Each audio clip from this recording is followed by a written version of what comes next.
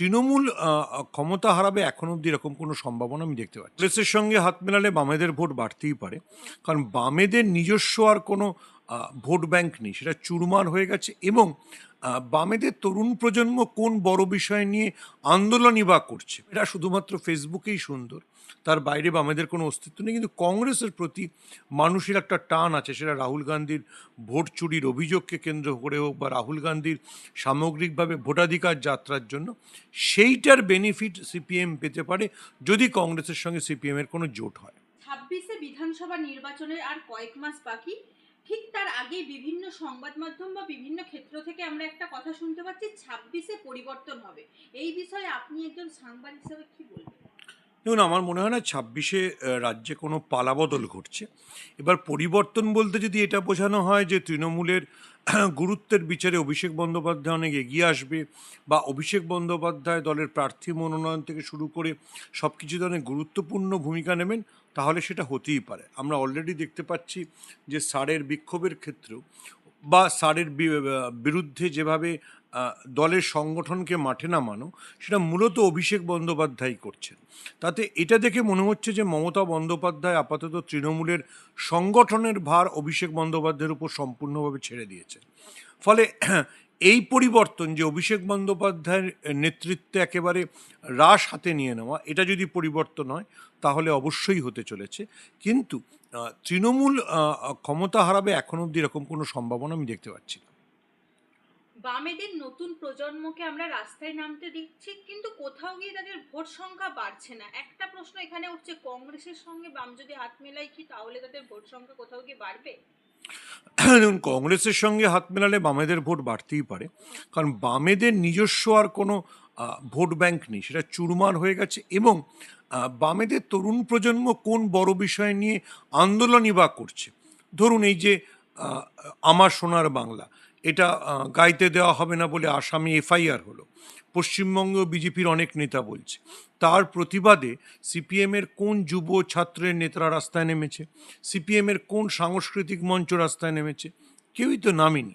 বা এই ধরুন, একটি টেলিভিশন চ্যানেলে একজন তথাকথিত সাহিত্যিক মুসলমানদের সম্পর্কে খুব খারাপ কথা বললেন, মানে এরকম খারাপ কথা, এরকম ইসলাম বিদ্বেষী কথা আমরা চিন্তা করতে পারি না।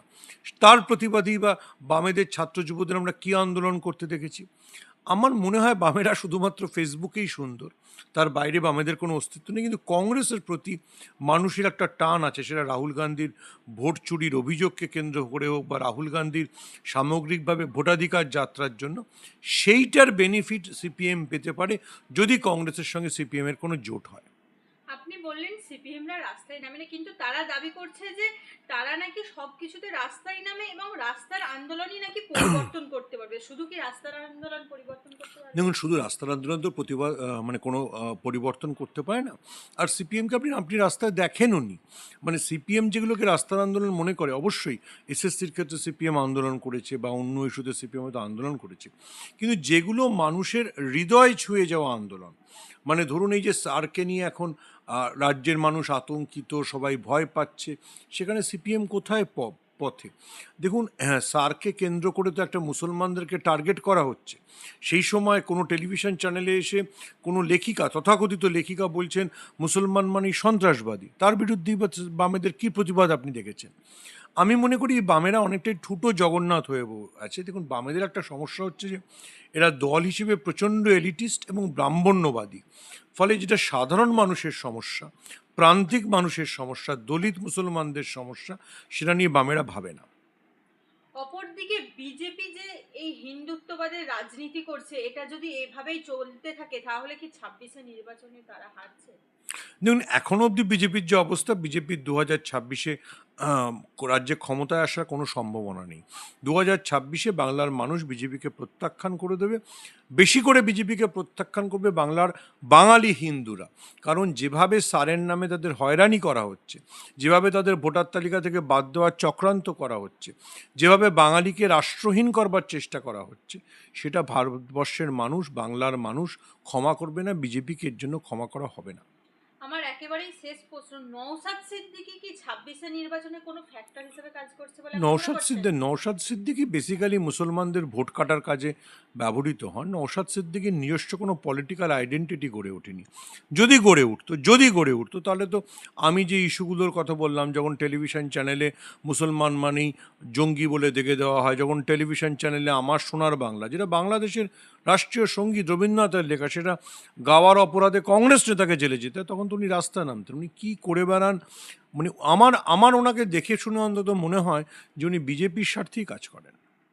কিন্তু তো উনি বলেন যে আমি কোনো স্বার্থে কাজ করি না, আমি সাধারণ মানুষের পাশে দাঁড়িয়ে কাজ করি, খেটে খাওয়া মানুষের জন্য আমি কথা বলি। সেটা উনি ভাঙড়ে করতে পারেন, কিন্তু উনি খেটে খাওয়া মানুষের প্রতিনিধি হলে ওনার তো ইলেকটোরাল পারফরমেন্স এরকম হতো না।